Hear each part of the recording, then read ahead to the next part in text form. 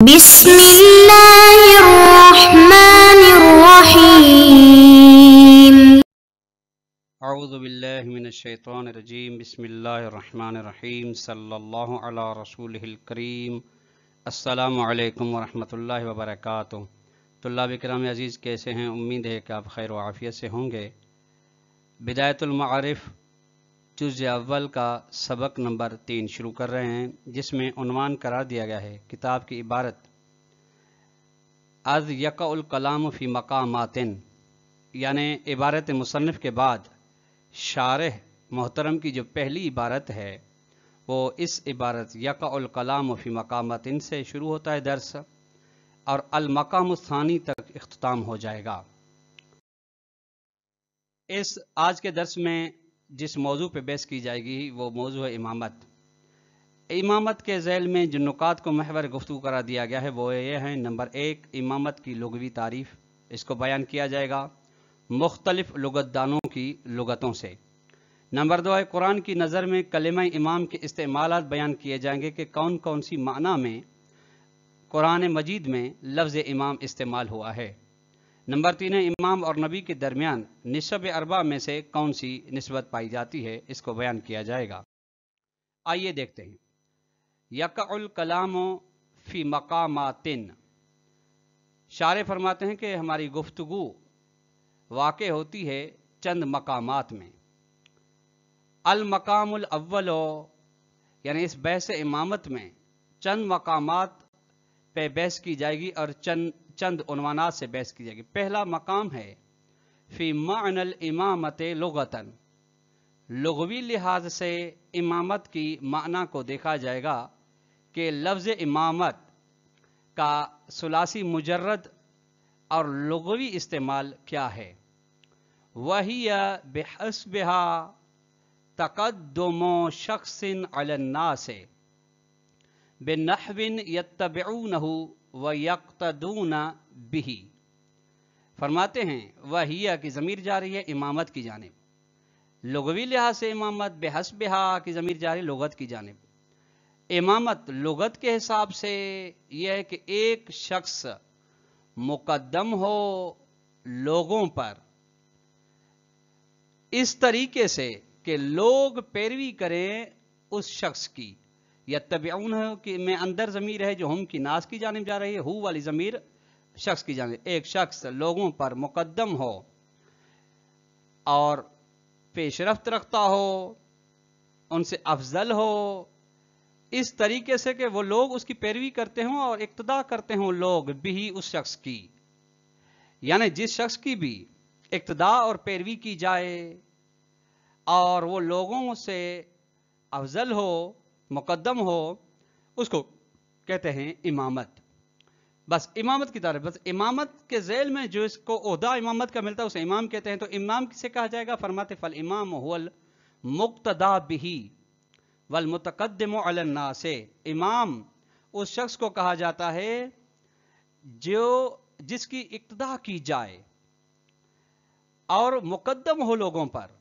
یعنی لوگوں سے پہلے ہو اور لوگ اس کی اقتدا کریں۔ قال فی المفردات، راغب اصفہانی نے مفردات لغت کی کتاب ہے، بہترین ہے، اس میں کہا ہے والامام المؤتم بہ، امام جس کی اقتدا کی جائے، انسانن کانا،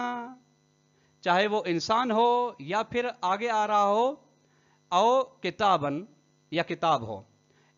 پھر یقتدا بقول ہی، اس انسان کے پھر اپنے اقتدا کرنے والے اپنے قول سے اس کی اقتدا کریں، بات مانیں، او فعلی یا اپنے عمل و کردار و سیرت سے اس کی بات مانیں، او کتابن، یہ عطف ہے انسانن پہ،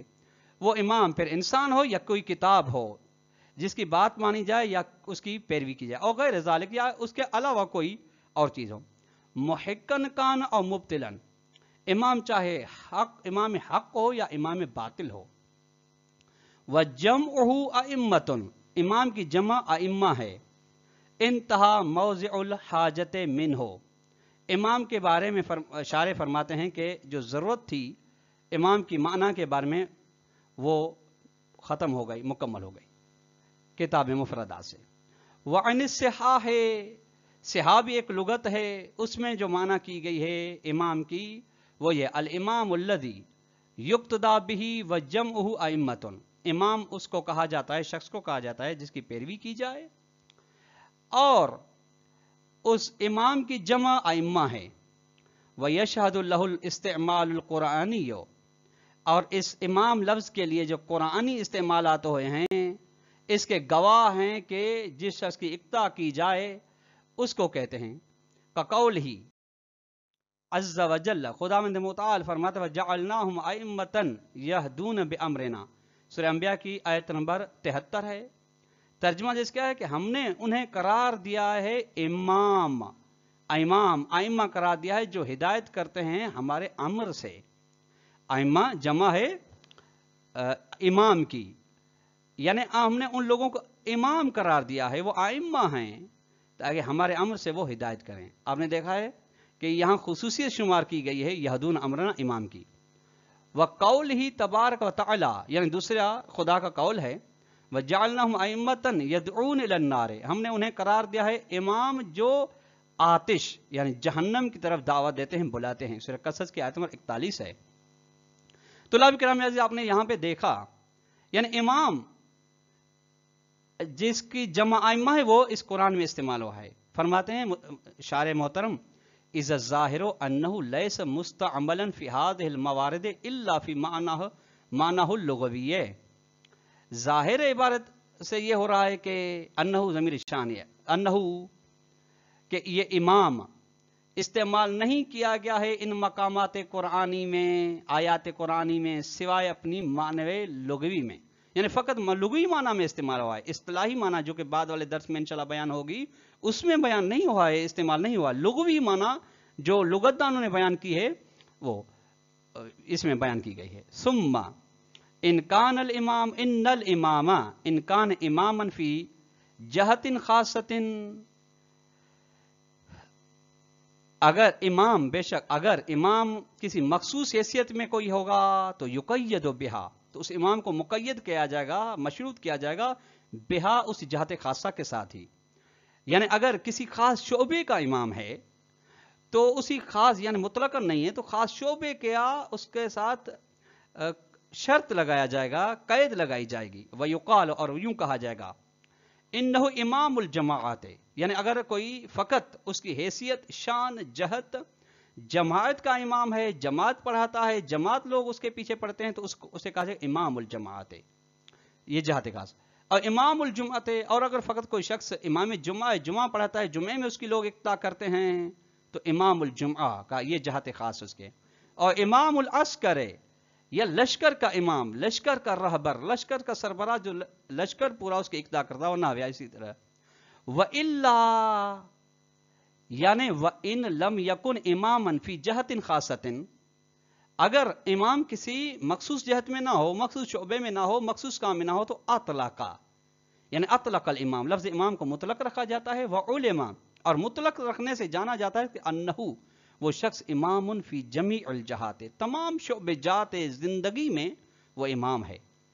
کقولہ تعالی فی حق ابراہیم الخلیل علیہ السلام، جیسا کہ حضرت ابراہیم خلیل علیہ السلام کے بارے میں خداوند متعال فرما رہا ہے انی جاعلک للناس اماما، یہاں پہ میں نے تجھے بنایا ہے لوگوں کے لیے امام، یعنی لوگوں کی زندگی کے تمام جہات، جمعہ ہو، جماعت ہو، لشکر ہو، انفرادی ہو، اجتماعی ہو، سیاسی ہو، جتنے بھی شعبے جاتے ہیں میں نے ان سب کا امام بنا۔ مطلق امام لفظ استعمال ہوا ہے، جب مطلق ہے تو تمام شعبے جات میں وہ امام ہے۔ سورہ بقرہ کی آیت نمبر 24 ہے یہ۔ آگے فرماتے وَمِمَّا ذُکِرَ، اور ان باتوں سے جو ذکر کی گئیں، یظہر ایضاً، نیز ظاہر ہوتا ہے کہ ان الامام، ظاہر ہوتا ہے یعنی نتیجہ ملتا ہے ہمیں یہ بات سمجھ آتی ہے کہ ان الامام لغتاً اعم من الامام الاصل وغیرہ، لغت کے لحاظ سے جو امام ہے وہ عام ہے یعنی شامل ہے اصل امام کو اور غیر اصل امام کو۔ یہاں پہ طلاب غور فرمائیے گا، امام اصل یعنی وہ جو خود امام ہے، اور غیر اصل یعنی جو امام کی جگہ پر وہ آتا ہے، امام کسی کام سے چلا جاتا ہے، سرپرست رہبر چلا جاتا ہے، اس کی جگہ پہ جو خلیفہ آتا ہے اس کو بھی شامل ہے، جو کہ لوگ اس کی بھی اقتدا کرتے ہیں اس کی جگہ، جیسا کہ صدر ہو یا وزیر اعظم ہو یا کوئی بھی کسی بھی شعبے کا رہبر ہو، امام ہو، جب جیسے امام جماعت ہے، امام جماعت جو مستقل چلا جائے تو اس کی جگہ پر جو آتا ہے اس کا نائب امام ہوتا ہے، وہ بھی اس جماعت میں اس لوگ اس کی اقتدا کرتے ہیں یا لشکر میں اس کی اقتدا کرتے ہیں وغیرہ، یہ دونوں کو شامل ہے۔ کما جس طرح انہو یہ امام اعم من الامام الحق وغیرہ ہی، عام یعنی شامل ہے امام حق کو اور امام غیر حق کو، یعنی امام باطل کو بھی شامل ہے، جیسا کہ قرآن کہہ رہا ہے کہ کچھ امام ایسے ہیں جو جہنم کی طرف دعوت دیتے ہیں، تو یہ جہنم کی طرف جو بولا ہے وہ باطل ہے، حق نہیں ہے۔ وَإِن كَانَ فِي بَعْضِ الْمَقَامَاتِ ظَاهِرًا فِي الْإِمَامِ الْأَصْلِ، اگرچہ بعض مقامات استعمالی میں اس لفظ امام کا ظہور اصل امام میں ہے، یعنی نائب کو شامل نہیں ہے، جو اس کی مقام پر آئے اس کو نہیں ہے، فلا تغفل، اس نقطے سے غافل نہیں ہونا۔ آخر میں فرماتے ہیں ثم، یعنی جب معنی لغوی امام و امامت واضح ہو گئی تو اب نسبت بیان فرماتے ہیں کہ لفظ امام جس کی معنی کی گئی ما یقتدا بھی، اور نبی کی طرف کون سی نسبت ہے؟ ثم ان نسبت بین الامام بالمعنى المذکور و نبی سواء کان بمعنى المخبر عن اللہ تعالی بالانذار و تبشیر کما هو ظاہر او بمعنى تحمل النبع من جانب اللہ کا جانب اللہ کما یظہر عن بعض ہی العموم من وجہ۔ طلاب کرام عزیز، آپ یہ دیکھ رہے ہیں ان نسبت ان کے اسم ہے، ہی العموم یہ جملے اسمیاں اس کی خبر بنے گا، باقی بریکٹ میں ہے۔ نسبت یعنی نسب اربع میں سے امام کے درمیان نسبت، امام یعنی جو ذکر کی گئی معنی لغوی معنی میں، اور نبی کے درمیان، پھر نبی کی دو معنی لیتے ہیں، سواء کان کے زمین نبی کی زمین، چاہے نبی اس معنی ہو کہ جو خبر دینے والا ہو خداوند متعال کی جانب سے، انذار و تبشیر کی خبر دینے والا ہو، یعنی ڈرانے والا ہو اور خوشخبری دینے والا ہو، کما ہو ظاہر ہو، جیسا کہ ظاہر یہی معنی ہے نبی کا، او بے معنی یا دوسری معنی ہے تحمل النبع من جانب اللہ، یا خبر لینے والا ہو اللہ کی جانب سے، اس کے لیے انذار و تبشیر لازمی نہ ہو، یہ معنی مراد لی جائے نبی کی۔ کما یظہر عن بعض، جیسا کہ بعض علماء کی عبارتوں سے ظاہر یہ ہوتا ہے کہ یہ معنی مراد لیتے ہیں، تو فرماتے ان معنی کے درمیان، یعنی نبی کی اس معنی کے درمیان، امام کی لغوی معنی کے درمیان میں نسبت یہ عموم وجہ، عموم خصوص من وجہ کی نسبت ہے۔ طلاب کرام عموم خصوص من وجہ نسبت اس نسبت کو کہا جاتا ہے جس میں ایک مادہ اجتماع ہو، دو مادے افتراق ہوں، جیسا طیر و اسود میں منطق میں مثال دی گئی ہے، طیر و اسود کوے میں دونوں جمع ہوتے ہیں،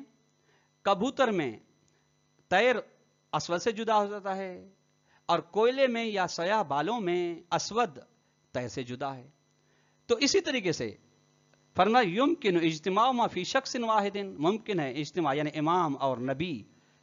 ایک ساتھ ہوں ایک شخص میں، جیسا کہ نبی اکرم صلی اللہ علیہ وسلم میں یہ مادہ اجتماع ہے ان کا۔ کما یجتمع عنوان الامام مع عنوان خلیفۃ الرسول او وسیع الرسول، جس طریقے سے عنوان کا امام مفہوم صدق آتا ہے، مادہ اجتماع ہوتا ہے، خلیفہ رسول کے ساتھ بھی، یعنی اس پہ خلیفہ رسول بھی عنوان آتا ہے یا وسیع رسول بھی آتا ہے۔ طلاب کرام یہاں تک ایک مادہ دونوں کا بیان کیا گیا، مادہ اجتماع، یعنی فرض کے امام علی علیہ آلہ و تحیۃ الثناء امام بھی ہیں خلیفہ رسول بھی ہیں۔ اب دیکھیے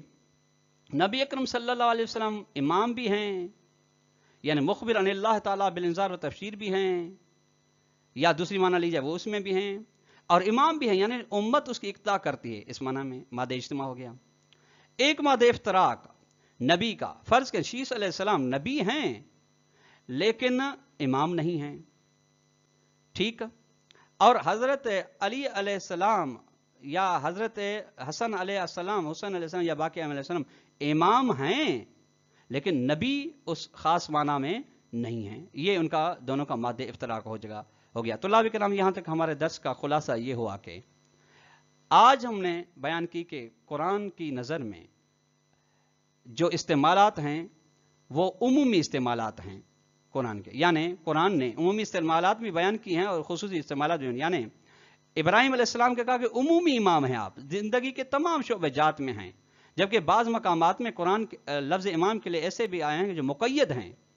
یعنی جہنم کی طرف بلانے والے امام، ہدایت کی طرف بلانے والے امام، یہ ان کے لیے مقید ہے. اور لغت میں امام اس کو کہا گیا ہے جس کی اقتدا کی جائے، پھر چاہے امام حق ہو یا امام باطل ہو، جہنم کی جانب بلانے والا ہو یا جنت کی جانب بلانے والا ہو. والسلام علیکم ورحمۃ اللہ وبرکاتہ.